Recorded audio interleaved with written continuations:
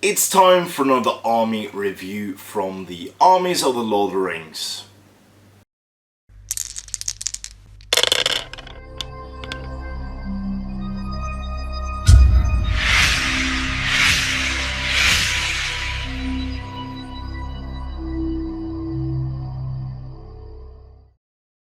Hello and welcome to yet another video here on the YouTube channel SCF Wargaming Studio. My name is Andres Norwegian Viking and this is the fourth part in our Middle-earth faction review series, and we're here with Numenor.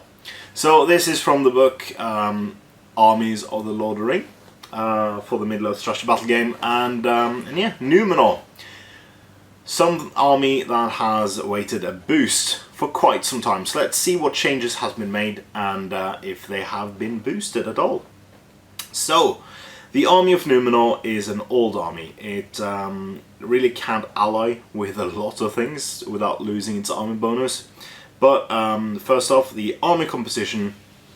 This army may include Elendil, High King of Gondor, and Arnor, Isildur, Captain of Numenor, and Warriors of Numenor. So there's 4 profiles in there, but as you will see, there is a 5th profile that is not in this book.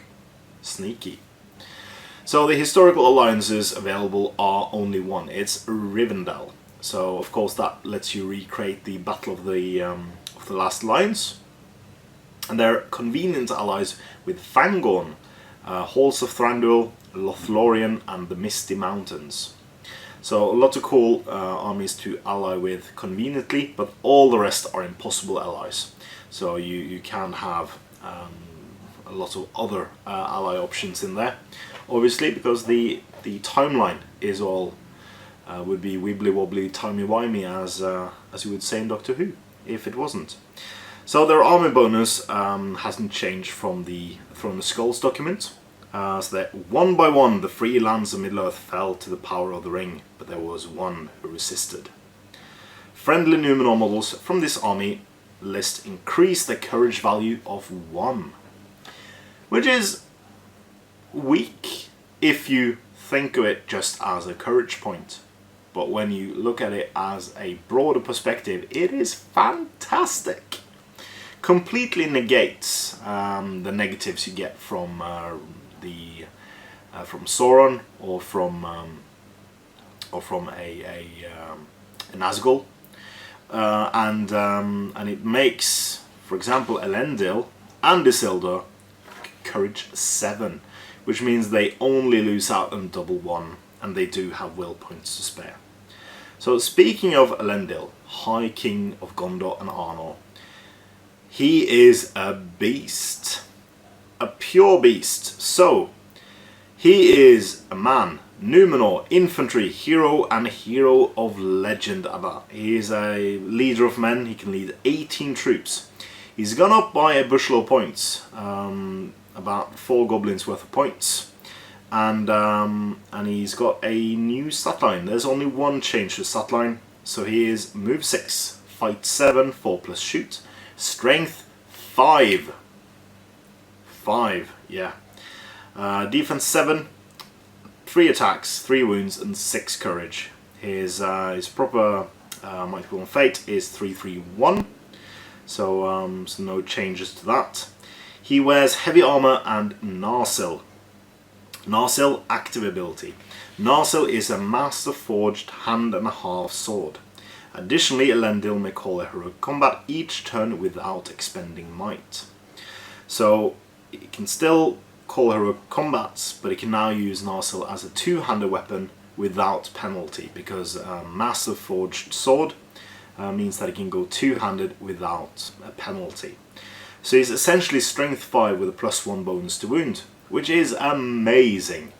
He will wound cave trolls on 4s, he will wound ogres on 3s, he will decimate stuff.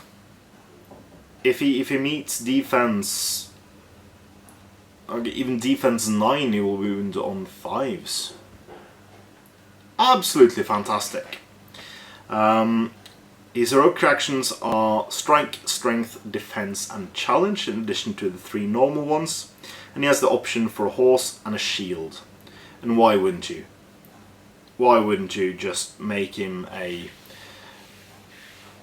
combat monster on a horse, dishing out 8 strikes, well, 4 double strikes if he knocks down, and has a defense of 8 with the shield. That is absolutely fantastic. In addition, he has 2 special rules. High King of Gondor and Arnor, it's an active ability. Standfast range is 12 rather than 6. And Unbending Resolve. Elendil always counts as having Fortified Spirit's magical power cast upon him. This is always in effect even if its will is reduced to 0, which means he won't run out of will that fast, and he will resist quite a lot, I think.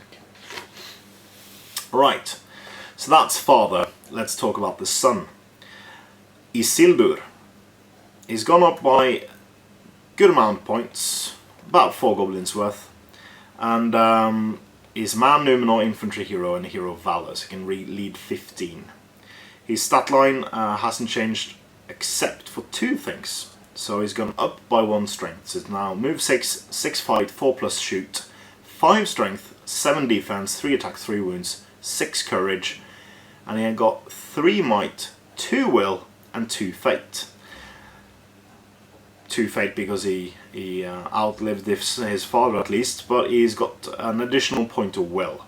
And this also ties into other cool stuff later down the line.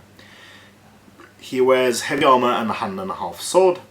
He has the heroic strike and heroic strength option, and he's got the option for a horse, the shield, and the 1 ring. But as long as your force does not contain either Elendil or, first clue, Anarion, then Isildur may carry the ring, because at the time of Isildur claiming the ring, both Anarion and Elendil would be dead. Special rules. This is a special rule that all the rest of the models in this army has. I think Anarion has it as well.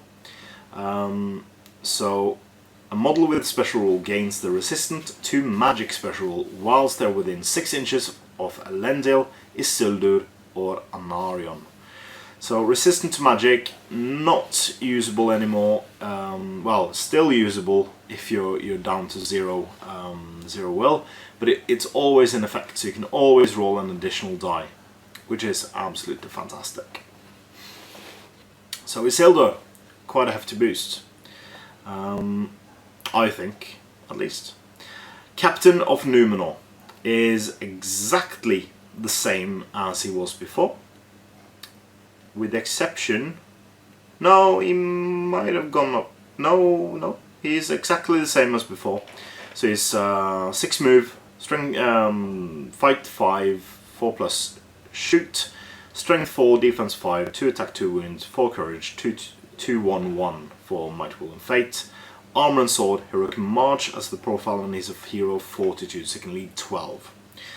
He's got the option for a horse, a bow, heavy armor, lance, and shield. So the full Monty there, and Blood of Numenor special rule is in effect. It's a passive ability, so it's always in effect.